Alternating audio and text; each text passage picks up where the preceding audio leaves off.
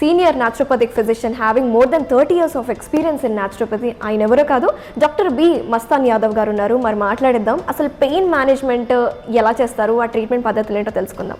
Hello sir, pain management గురించి ఎక్కువగా వింటున్నాము. అలాగే యాజ్ ఎ టోల్డ్, నేను వచ్చేటప్పుడు కూడా చాలామంది పేషెంట్స్ ఇక్కడ బాగా తగ్గుతున్నాయి, దీర్ఘకాలిక నొప్పులకు కూడా మంచి సొల్యూషన్స్ ఉన్నాయి అంటున్నారు. ఒకసారి మీ మాటల్లో.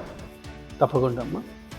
ఇప్పుడు మనం పెయిన్ మేనేజ్మెంట్ అనేది మనం చూస్తే ఇప్పుడున్న జీవన విధానంలో చాలామందిలో కూడాను ఎక్కువ శాతము మెకానికల్ యాంత్రికమైన జీవన విధానం వల్ల డెవలప్ అయిన ఈ మెకానికల్ ప్రాబ్లమ్స్, ముఖ్యంగా మస్కులోస్కెలిటల్ డిజార్డర్స్ అంటాం వీటిని.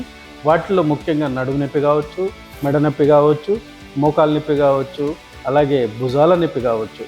ఇలాంటివి మేజర్గా ఈ యాంత్రికమైన మెకానికల్ పెయిన్స్ ఎక్కువగా చూస్తూ ఉంటాము. వీటిని మేము దాదాపు ఈ 30 సంవత్సరాలు పర్టికులర్గా నా ప్రాక్టీస్ మొదలైనప్పటి నుంచి నేను మొదలుపెట్టడం ఎక్కువగా పెయిన్ మేనేజ్మెంట్ మీద తీసుకురావటం అయింది.